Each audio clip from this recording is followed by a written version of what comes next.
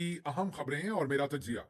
सबसे पहली तहलका-खेज और बॉम्बशेल स्टोरी आपके सामने वॉशिंगटन डीसी से रखते हैं, जहां पर मोहसिन नकवी के अमेरिका में दाखिले पर पाबंदी लगाने का काम शुरू कर दिया गया है। जी हां, आप दुरुस्त सुन रहे हैं।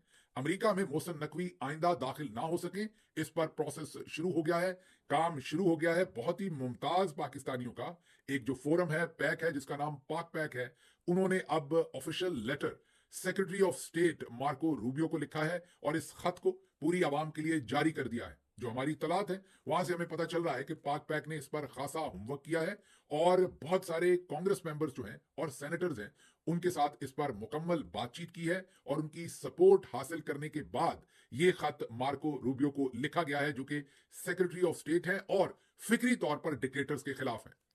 यहां पर आपको ये याद रहे कि ये पाक पैक वही फोरम है जिन्होंने इससे पहले HR 901, वो एक करारदाद जो बहुत ही ज्यादा तकलीफ देती है चौधरी निजामुद्दीन साहब को, वो पास करवाई थी अमेरिकी कांग्रेस से, जिसके हक में 367 वोट पड़े थे। उसमें पाक पैक ने उस रेजोल्यूशन को, उस करारदाद को फाइल किया था और फिर और भी पाकिस्तानियों ने इनके साथ मिलकर उस पर काम किया था और वो करारदाद पास होना शायद आज के दिन तक सबसे बड़ी लैंडमार्क अचीवमेंट जो समंदर पार पाकिस्तानियों, स्पेशली जो अमेरिका में रहने वाले पाकिस्तानियों का डायस्पोरा है, उनकी सबसे बड़ी कामयाबी गिनी जाती है। अब उसी पाक पैक ने एक नया खत जारी किया है, जो आप सबके लिए उन्होंने मीडिया पे जारी किया है, लेकिन यह खत इससे पहले ही secretary of state Marco Rubio को जा चुका है। ये ऐसे नहीं है कि बैठे बैठे उन्हें ख्याल आया और उन्होंने खत लिख दिया, क्योंकि अगर आप ऐसे खत लिख दें तो वो खत किसी फाइल का हिस्सा बन जाता है। जो हमारे पास इंफॉर्मेशन है वो ये है कि इससे पहले उन्होंने मुकम्मल लॉबिंग की है बेशुमार सेनेटर्स और कांग्रेसमैन से, इस खत की तमाम जो मंदरजात थे उसके ऊपर बातचीत की है और उसके बाद इस खत को लिखा गया है। तो इस खत के पीछे भरपूर सपोर्ट होगी और आने वाले दिनों में आपको इसके ऊपर कुछ ना कुछ या बहुत सारा काम होता हुआ नजर आएगा। अब इससे पहले कि मैं आगे चलूं, इसके ऊपर एक क्रिटिसिज्म भी सोशल मीडिया पर आ रहा है। वो क्रिटिसिज्म ये है कि आपने इसमें army chief general Asim Munir का नाम क्यों नहीं लिखा। पाक पैक से ये सवाल सोशल मीडिया पे किया जाता है कि आप अगर जनरल आसिम मुनीर का नाम नहीं लिखते तो मोहसिन नकवी का नाम लिखने का कोई फायदा नहीं है, क्योंकि हर चीज के ऊपर जो असल ताकत है वो army chief general Asim Munir रखते हैं। तो फिर मोहसिन नकवी के नाम को सिर्फ पाबंदी लगवाना ये कोई बहुत बड़ा काम नहीं है, या आपने अधूरा काम किया है, आपने आर्मी चीफ का नाम इसमें क्यों शामिल नहीं किया। उस पर पाक पैक के जो अकाबरीन हैं जिनसे मेरी बात हुई, उन्होंने कहा कि एक तो मोहसिन नकवी की वो वीडियो के ऊपर फुटेज और स्टेटमेंट्स मौजूद हैं जिसमें वो डायरेक्टली रिस्पॉन्सिबिलिटी क्लेम कर रहे हैं कि गोलियां चलाएंगे और हम ये कर देंगे और ये कर देंगे। उससे पहले इलेक्शन में जो उन्होंने धांधली की उस पर भी उनकी बहुत सारी स्टेटमेंट्स मौजूद हैं और वो उस वक्त चीफ मिनिस्टर थे एक सूबे के, और उससे पहले जो सूबे के अंदर बहुत कुछ हुआ उसके भी बहुत सारे सबूत शामिल हैं।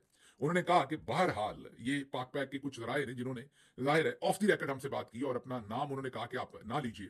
उन्होंने हमें कहा कि इस वक्त अगर हम फौरी तौर पर जनरल आसिम मुनीर का नाम लिखकर ये लेटर डालेंगे तो शायद इसमें कुछ ना कुछ आगे से रिजेंटमेंट मिले या जो लॉबिंग दूसरी तरफ से हो रही हो उससे फिर ये खत कहीं दरमियान में रुक ना जाए।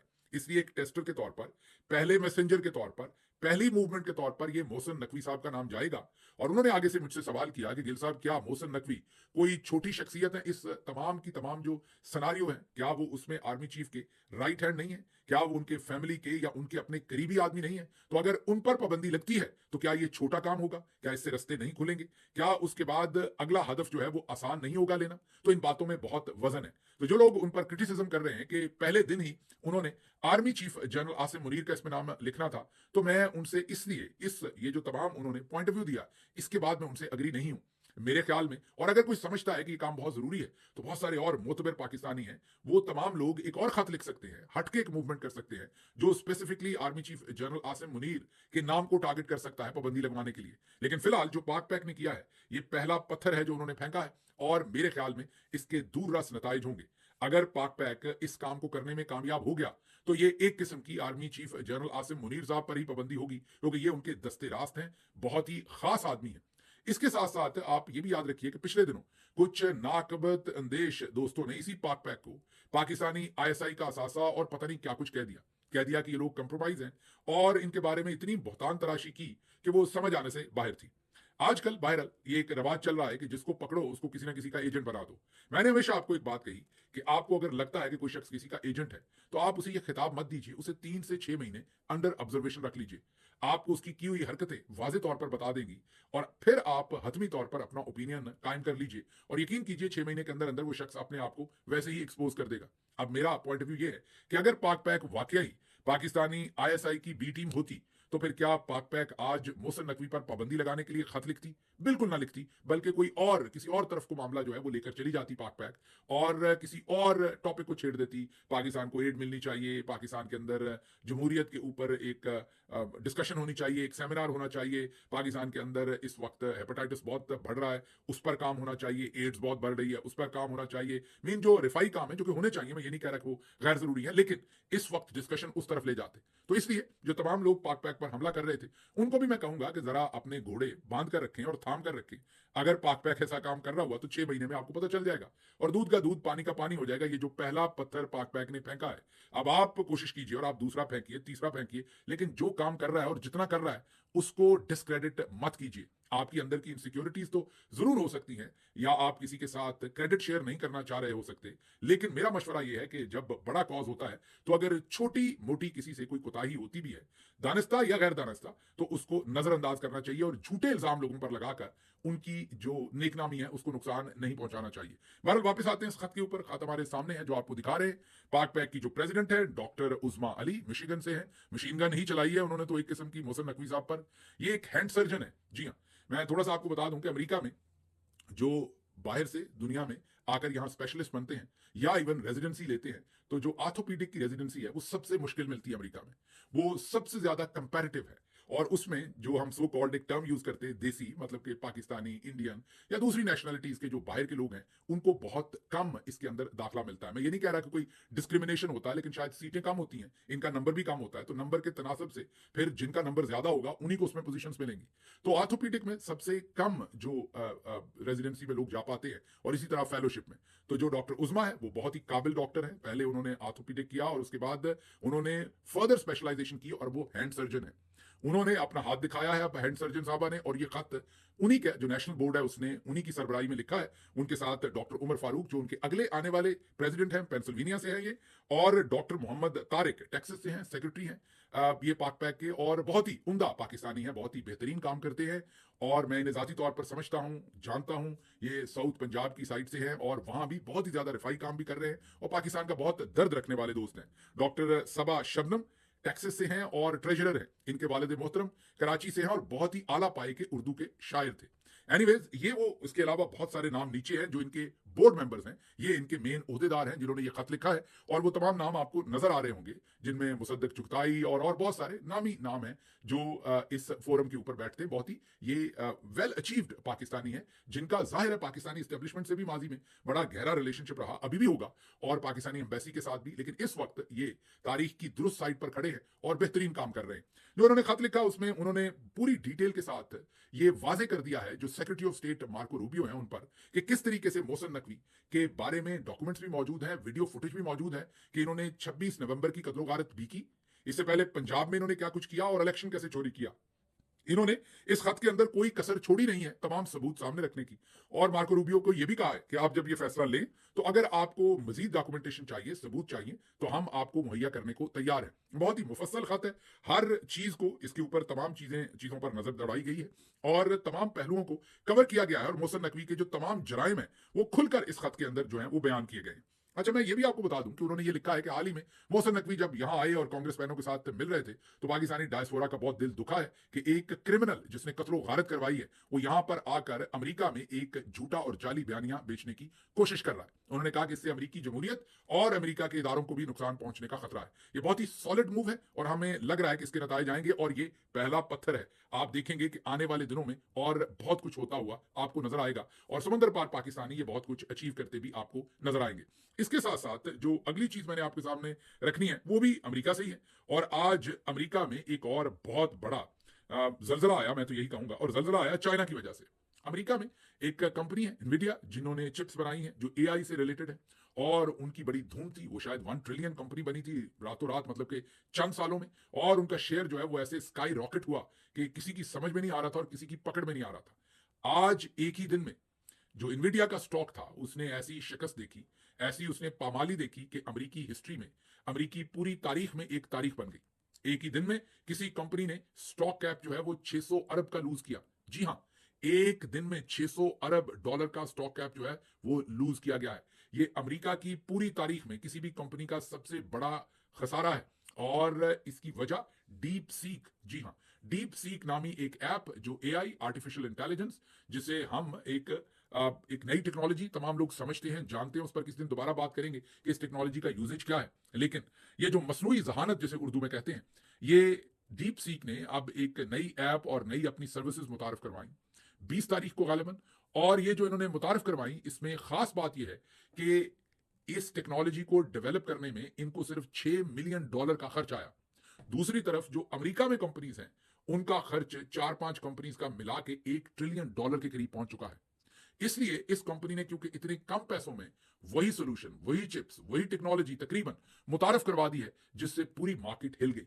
जो स्टॉक जो है वो $150 के करीब या 140 और 50 के दरमियान कहीं फिर रहा था इन्विडिया का, वो आके $117 पर गिरा। एक ही दिन में मैंने आपको बताया कि $600 अरब का कैप जो है वो मार्केट ने लूज किया। इसने पूरी जो टेक मार्केट है उसको हिला के रख दिया। यहां पर आपको याद रहे कि हाल ही में सदर ट्रंप ने चैट जीपीटी और दूसरे एआई के फोरम्स के साथ मिलकर और सॉफ्ट बैंक के साथ मिलकर 500 अरब का एक कंसोर्शियम जो है वो अनाउंस किया था एआई की तमाम प्रोग्रेस करने के लिए।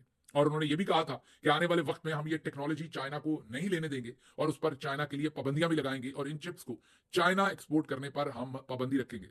उस टाइम सब ने सदर ट्रंप की इस बात को क्रिटिसाइज किया था टेक्नोलॉजी की वर्ड में, लेकिन शायद सदर ट्रंप को इस बात का इल्म था या उन्हें इंटेलिजेंस एजेंसीज ने यह ब्रीफिंग दे रखी थी।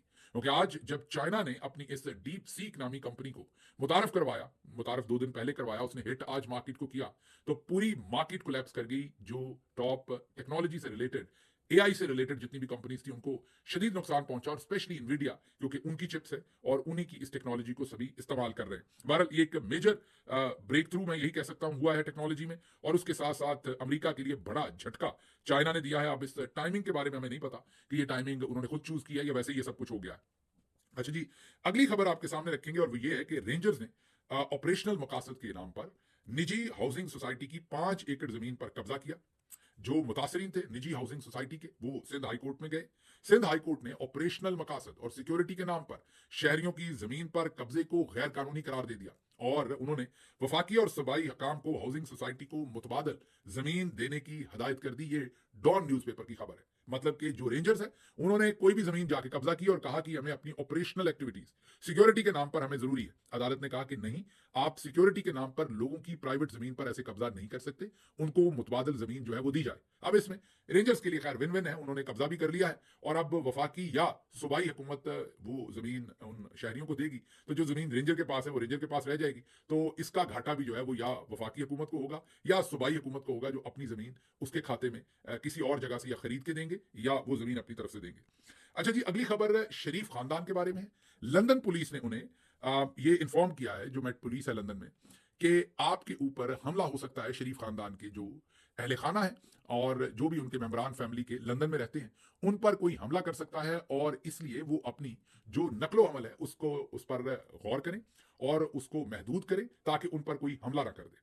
अब हमें नहीं पता कि हमला कोई दहशतगर्द तंजीम करना चाहती है, क्योंकि ये पुलिस ने इन्फॉर्म नहीं किया, लेकिन जो लग रहा है इस खबर से वो यही है कि आम लोगों के हमले का खतरा है। मेरा ख्याल है पुलिस ने जब इतने सारे पाकिस्तानियों से बात की होगी, और जितना ज्यादा पाकिस्तानी आजकल इनकी सियासत से डिस्गस्ट फील करते हैं, उससे उन्हें लगा होगा कि जितने ये गैर मकबूल हैं कहीं इन पर हमला ना हो जाए। ये मेरा तज्जिया है, I can be wrong, some other reasons could be there.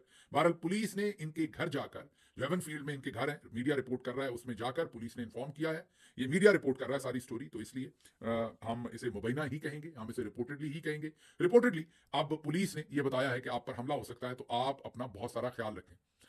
बहरहाल इस पर अब हम मजीद क्या तबसरा कर सकते हैं, अगली खबर की तरफ चलते हैं कि पीटीआई के लोग अगर कल मीटिंग में शामिल ना हुए, कल का मतलब आज, ये स्टेटमेंट कल दी है स्पीकर इरफान सदीकी साहब ने कल ये स्टेटमेंट दी है और कहा है कि अगर पीटीआई के लोग कल मतलब कि आज उन्होंने उनकी, क्योंकि ये स्टेटमेंट कल की थी, कमेटी में शामिल ना हुए मुज़ाकरात की, तो हम मुज़ाकराती कमेटी को तहलील कर देंगे, धमकी दी है। दूसरी तरफ जो पाकिस्तान तहरीक-ए-इंसाफ की डिमांड थी कि कमीशन बनाए जाएँ, जुडिशल कमीशन, उनसे राय फरार इख्तियार किया हुआ है और तहरीक-ए-इंसाफ ने कहा है कि जब तक कमीशन नहीं बनते, हम इस कमेटी का हिस्सा नहीं बनेंगे। जस्टिस मुनीब अख्तर ने एतराज़ किया था कि Lahore high court, Balochistan high court और पेशावर हाई कोर्ट के सीनियर मोस्ट जजों को जुडिशल कमीशन में शामिल किया है, तो इस्लामाबाद हाई कोर्ट के सीनियर तरीन जज जस्टिस मोहसन अख्तर कियानी को जुडिशल कमीशन में शामिल क्यों नहीं किया? पाकिस्तानी एस्टैब्लिशमेंट और जनरल्स को जस्टिस मोहसन अख्तर कियानी इतने नापसंद हैं कि उन्होंने कहा कि इनको तो शामिल नहीं करना, चले हम लाहौर, बलूचिस्तान, पेशावर हाई कोर्ट के सीनियर मोस्ट जजों को भी निकाल देते हैं। तो जस्टिस मुनीब के इस एतराज के बाद उन जजेस को भी जुडिशल कमीशन में से फारिग कर दिया गया है। लाहौर डेवलपमेंट अथॉरिटी ने, जिसे एलडीए कहते हैं, लाहौर में बहरिया टाउन की 5 स्कीमों के जो इंतकाल, मीन के इंतकाल का मतलब है ट्रांसफर ऑफ राइट्स, जो प्रॉपर्टी एक नाम से दूसरे नाम पर हतमी तौर पर ट्रांसफर होती है, उस पर मुकम्मल पाबंदी आयद कर दी है। मतलब कि मलिक रियाज को हर सूरत जो है वो कोशिश की जा रही है कि ब्लैकमेल किया जाए। मुझे यहां से इसके साथ ही इजाजत दीजिए। अल्लाह आपका हामी और नासिर हो। पाकिस्तान जिंदाबाद।